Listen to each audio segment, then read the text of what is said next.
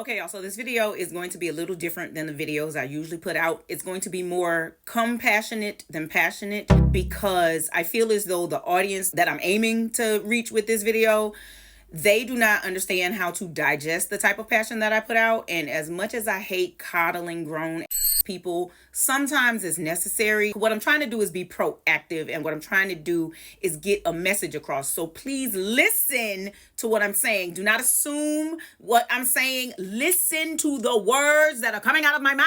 Listen to the words. Get your feelings out of it and listen to the words. And then when your feelings try to jump in it, tell them to back the up and listen to the words, okay? Here we go. So politics is the mechanism through which the laws that rule over your life are created and implemented, right? Everything you do in this country, everything you are allowed to do and everything you are not allowed to do is a result of politics. You might try to say that you are not into politics, but baby, politics is very into you. So think about whether or not you can buy liquor in your state on a Sunday, or better yet, whether you have to go to an ABC store to buy liquor. Think about whether or not the poor children in your neighborhood get free or reduced lunch available to them at school. Think about whether or not you can do whatever you want to your body and live your personal life the way you want to. All of that is controlled by politics. Now, it is a politician's job to convince you that the laws that they want to make and implement in your town, in your city, in your region, in your state, in your country, it is a politician's job to convince you that the laws they want to make are the best laws for your life. Therefore, playing the game of politics involves a lot of tactics to influence people to hire these people, basically vote for them to get the job to make these laws to run your life, right? So just like social media influencers use certain tactics to keep people watching their videos longer to monetize their videos, politicians use certain tactics to get people to trust them and to vote for them. And the more educated our society gets, the more complicated and sophisticated those tactics have to be to convince people to trust these politicians. And that does not mean that educated people are better than anybody else. What it means is that educated people have been repeatedly put through a system over and over to gather information, to critically think about that information, and then logically apply that information for the best outcome. Like, that's what taking tests are. That's what taking comps are. That's what writing papers is about. You have to get information, critically think about that information, logically apply that information for the best outcome on the test. Like, so people who have been doing that through college and master's degrees and PhDs and all of that, that is what they have been trained to do. So that is why educated people see through some of these tactics that politicians use, and that's why politicians have to get more savvy. And in 2024, these are participating in tactics that are outrageous. And that is why this election in 2024 is not politics as usual. Here is a fact. Right-leaning legislative policies, okay? So legislative policies introduced by the GOP, Republicans, everybody on the right, they are usually exclusive, they are usually oppressive, and more often than not, they prioritize capitalism over communities. In contrast to that, left-leaning legislative policies, okay, so the left side of the political spectrum, the Democrats, progressives, all of that, their legislative policies are usually more inclusive, especially to marginalized communities. They usually prioritize your bodily autonomy and your free will, your individual free will to live your personal life the way you want to live your personal life. And the other thing about left-leaning policies is that they are more malleable to compromise. So for people who are very black and white and people who want you to take a stand against something and it's non-negotiable, that's why they're always at odds with the left, because the left is more willing to compromise for the majority and for, the good of everything and for the good of all. These two sides have very different goals. So that's why it's very annoying when people say both sides are the same. They are not. And in this country, in America, since 2010, well, arguably before 2010, but let's just start at 2010. Since 2010, our legislature has participated in hyperpartisan legislation, which means they are just, I want my team to win no matter what. When that turtle-faced, turkey-neck Mitch McConnell got his on TV and said their only was to make sure that Barack Obama was a one-term president. Right there, that mother basically told everybody the Republican Party does not care about what the American people want or what the American people need. We want our team to win, and we want this out of the White House. That is what has been going on in our country for the past 14 years. And these insolent assholes in the House and in the Senate went right along with him because they are scared that their party donations and their money from the party was going to run out and all this other shit. Side note, the GOP is broke, and it is time for us to stomp on them while they are down and get them out of our legislature. Anyway, back to the point. The GOP is using uneducated people in this country as pawns in their political chess game because they are just lying to people. They are making up misinformation and disinformation. They have employed other countries. They have employed Russia and all these other bot countries to spread misinformation and disinformation within American society to uneducated people who do not understand how to see through these machinations, because all they want to do is retain power so that they can continue to implement their oppressive, exclusive, capitalist policies that do nothing for the American people, but do everything for rich corporations that are run by rich white men.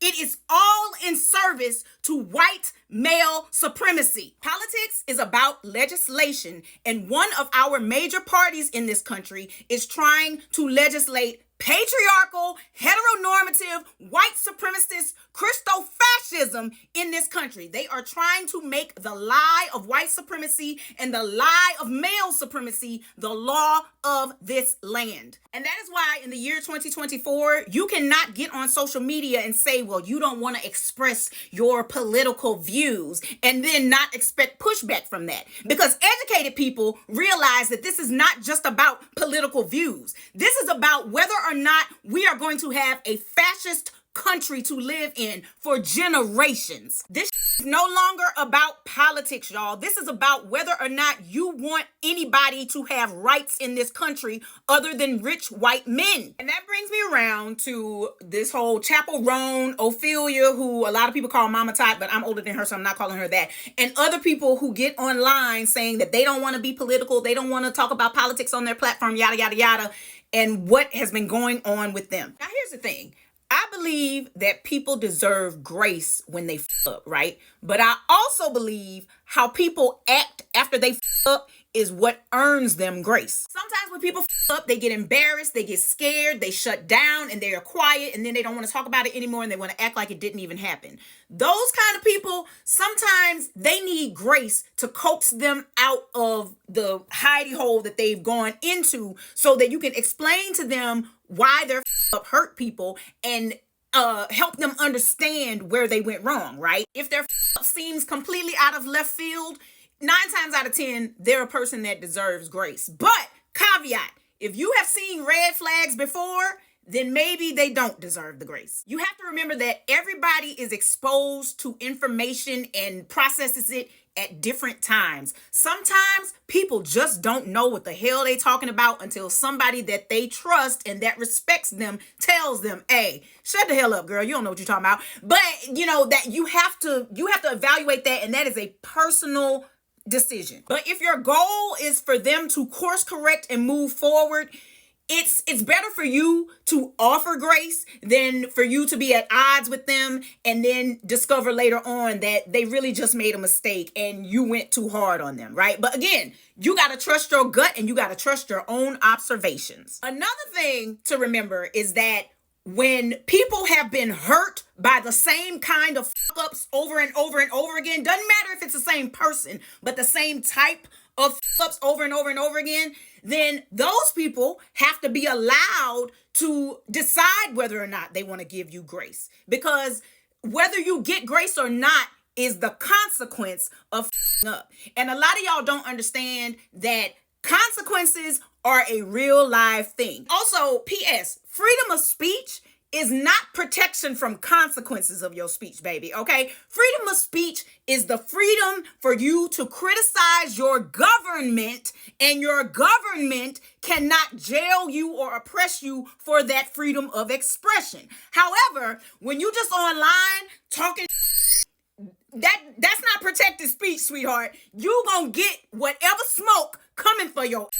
and then you have to deal with that because you stepped in the kitchen and it got too hot for you. That's not nobody's fault but your own. Now, if somebody up and they are offered criticism and pushback and they are offered facts to dispute what they're saying, and that person doubles down and triples down and then they try to play victim, that person may not be worthy of your grace. People who try to employ bad faith arguments and reverse psychology and victimization and all that, those people are usually just trying to get out of having to deal with the repercussions of their fuck up. They're not trying to grow. They're not trying to evolve. They're not trying to understand the situation. They just want all this to go away. And then sometimes when they come with them half-hearted apologies that people see right through, it's because they have a fear of losing followers, a fear of losing opportunities, a fear of losing money. It has nothing to do with them wanting to be a better person and understand why they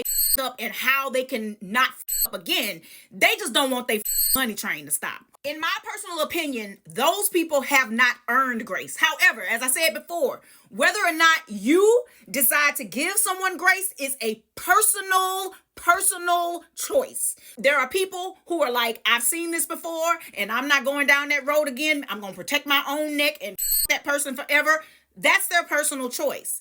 And there are some people who go, well, I see what they're saying and I'm willing to give them another shot at it. And you know, if they hurt me next time, then I'll leave or whatever. That's fine too. It is your personal decision whether or not you give someone grace. But what you cannot do is force your personal decision onto other people who have decided not to give that person grace, if the person who's not giving the grace has a good reason to not give them grace. So if you are a public figure and if you come online putting your opinions out into the world, you have now made yourself a public figure. If you are a public figure and you cannot handle pushback on your personal opinions when you are not educated enough to speak on these topics, then you don't need to be talking about it. You need to shut your mouth if you don't know what the hell you talking about. And then when people who do know what the hell they talking about correct you, you either accept the correction, apologize, and move on, or you gonna catch smoke. And that's just how life works. Welcome to adulting. Okay, so here's my personal opinion. When people say that they don't want to talk about their political opinions in public, to me, that usually means you don't want to alienate people who disagree with you, right? But if you're on the side of humanity, if you're on the side of inclusivity, if you're on the side of trying to do what's right, good, and just for everybody, then why would you want to be inclusive to people who hate inclusivity?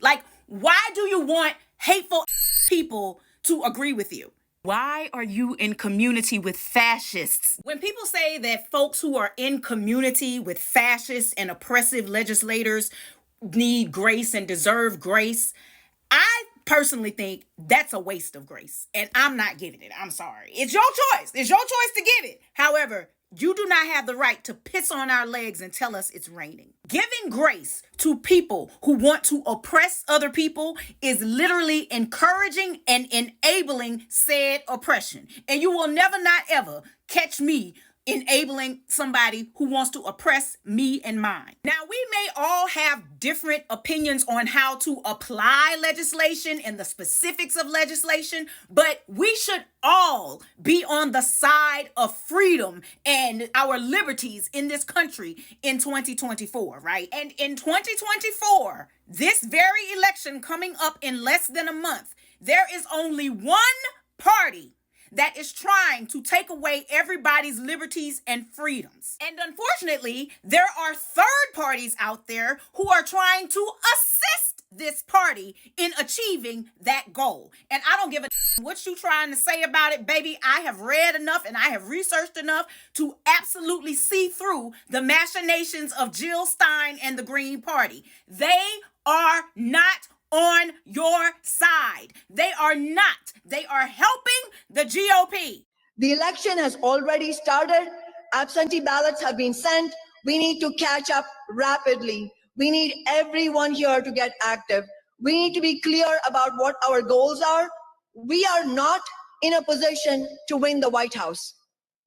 But we do have a real opportunity to win something historic. We could deny Kamala Harris the state of Michigan.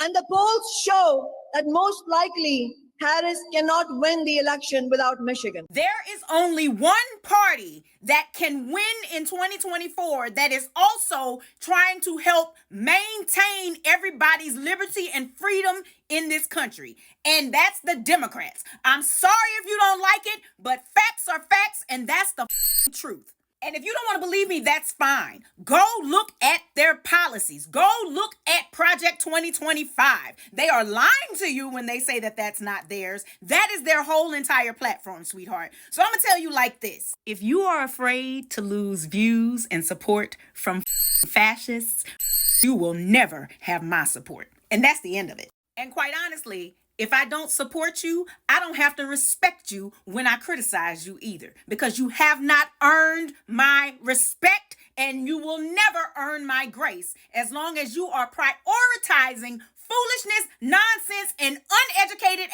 opinions when it comes to our freedoms and liberties in this country. All of that to say, it is time for everybody who is 18 and older to get your educated, get your involved, and get your to a voting booth to vote, ho, and fire the entire GOP. If y'all want to stop having these stupid discussions over and over and over again and going round and round and round about what party is ineffective or whatever, you have to strategize. You have to know how this system works, and then you got to work it to your benefit. And if you just started paying attention to politics when Barack Obama was a candidate, baby, you don't know half of the half. But I'm glad you're here. It's time to get educated and it's time to get involved. I'm telling y'all right now.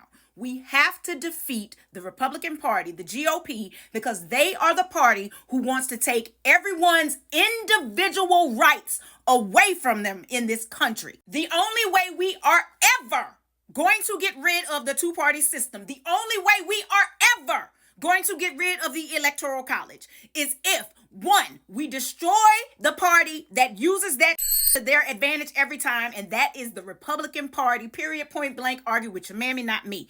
Number two, we have to strategize and we have to participate. You can't sit here and be mad at people making laws and the legislators of your state and your cities and your mayors and all of that.